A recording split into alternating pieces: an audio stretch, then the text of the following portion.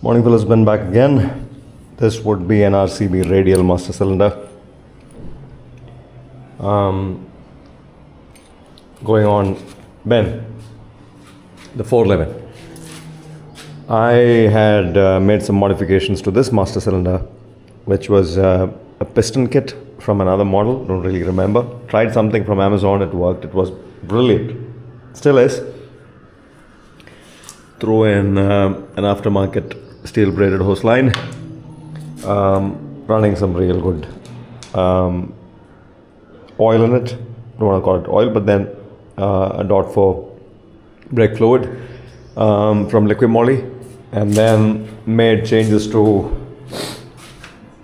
the brake pads. The brake pads are ceramic brake pads.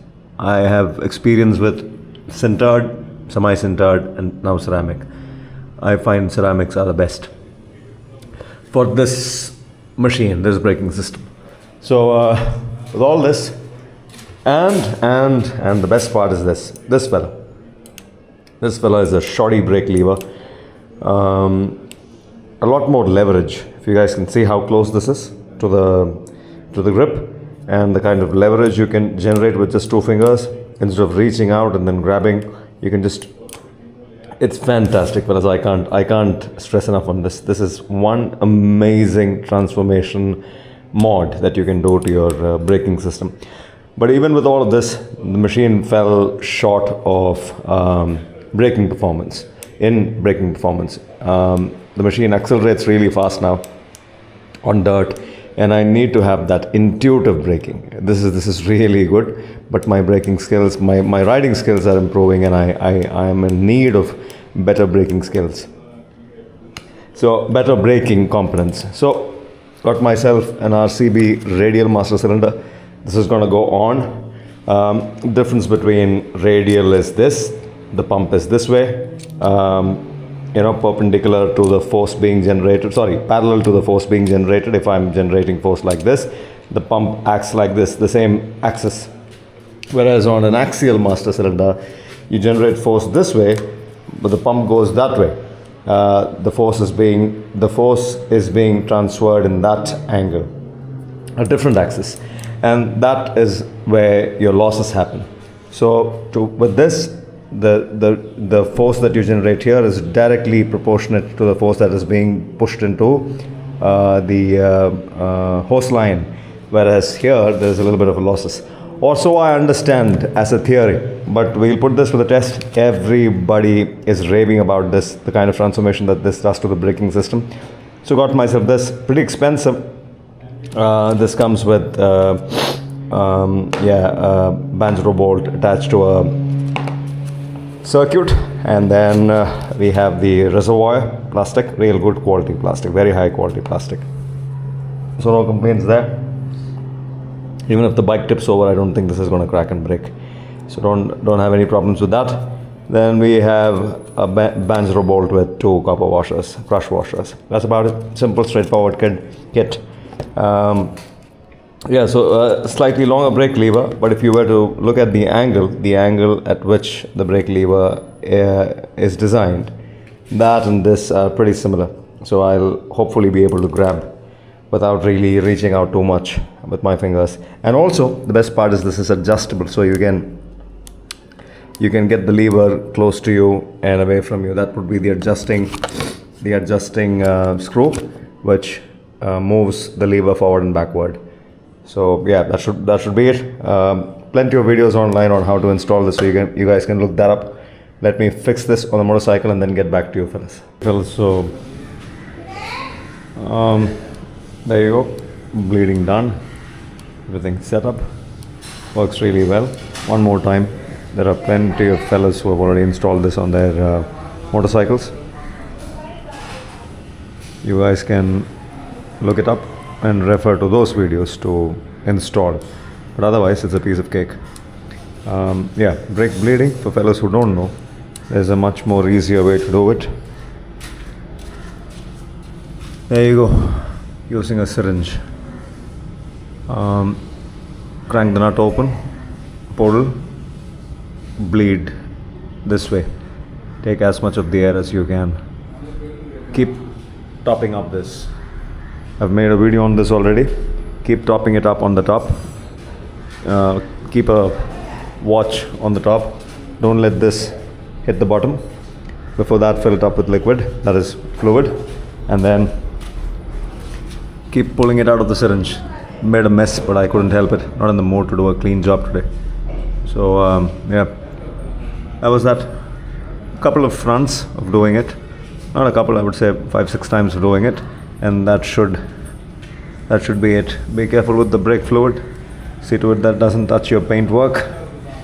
Shit, man. Yeah. So that was that. Brake bleeding done. Got enough pressure on the lever. That's more than enough, I guess.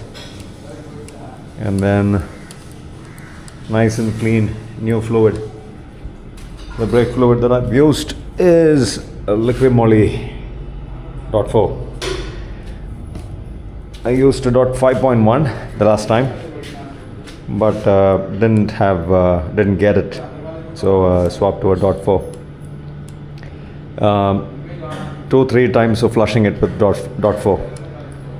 Not that it's going to be a problem if there's a little bit of it remaining, .5.1, but yeah, flushing it is important, just so that they don't mix up, or so the world of internet says. Anyway, so this helped. It helped. Also, one more thing. This fella goes into, or these fellas, they shove into these two pins. Straight swap, no problems. Absolutely nothing to worry. So that's the top of it, and that's the bottom of it. And that's my setup. And guards need to go in. And nice little cap these fellas have.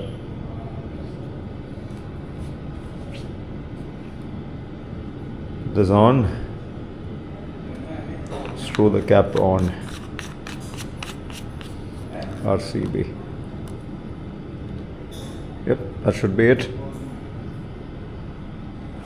Lovely, ain't it?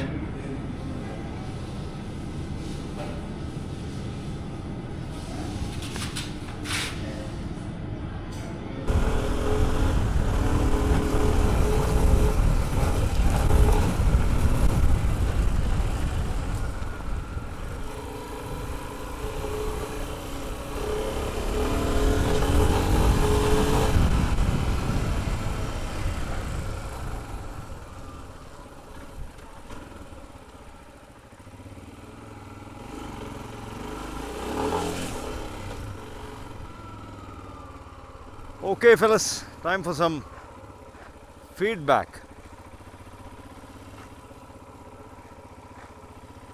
I don't know if you guys can see it.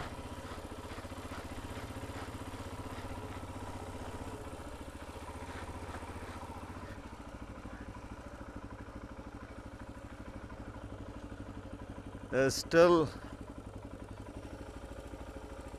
truckloads of air bubbles coming out of this. Some more bleeding to do, but I for sure like the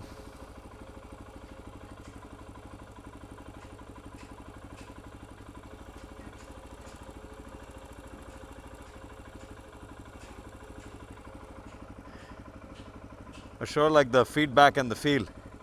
The feedback and the feel is fantastic. A lot of fine air bubbles coming out, so don't really know. The difference is not night and day like I had hoped.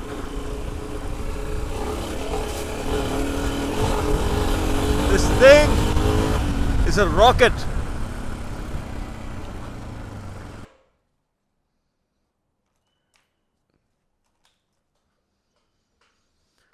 Well, went out on a ride, came back, and I see a lot of finer bubbles coming out of the system. Still some bleeding to do, I guess. The feedback is fantastic.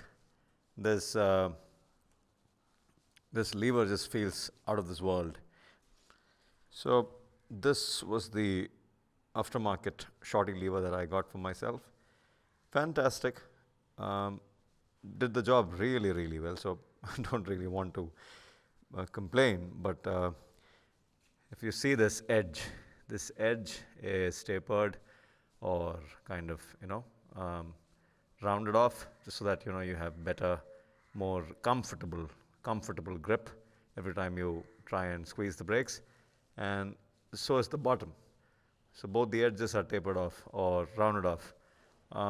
Whereas on this, if you guys can see, I don't know if you guys can capture it, the rounding off bit is almost 2 times the size. So there's about 3 millimeters on top, 3 millimeters at the bottom of rounding off, and the midsection, the center portion, is less wide. So that way, over long hours of trail riding and braking, constantly braking, you don't feel that sharp edge on your fingers. That's a comfort mod, I would say. I did that to my clutch. I'll show to you guys what I mean. I don't know if you guys can see it. But then, there you go. You see that? I kind of took a file and I worked on it for about half an hour to get it to where I want it. I did the same thing that these guys have done with the new lever, and really smartly designed. So this, and also rounded off on this side as well. To the eye, this might seem useless to round off this side because your arm goes like that. But I'm telling you, fellas, this helps. This helps. Rounding off all sides help with comfort. You don't feel the lever pricking on your fingers after a long day's ride. That I know for a fact. Adjustable lever, so fantastic. This is also an adjustable lever. Oh, what happened?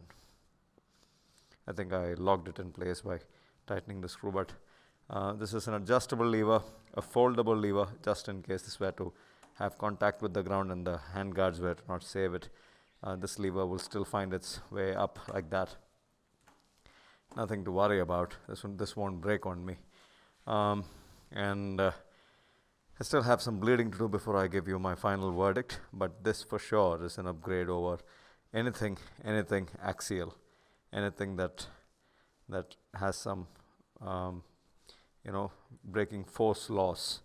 So a direct to the hose system hopefully will give me so much more braking feedback when I do high speeds and I want to come to a halt quickly, or when I do jumps and I don't have enough runoff area and I want to quickly brake. So yeah, these things help, if you guys know what I mean. Those who know. Well, that was that. The whole of it. Installed in place, all good to go. Ben signing out for now. Ciao.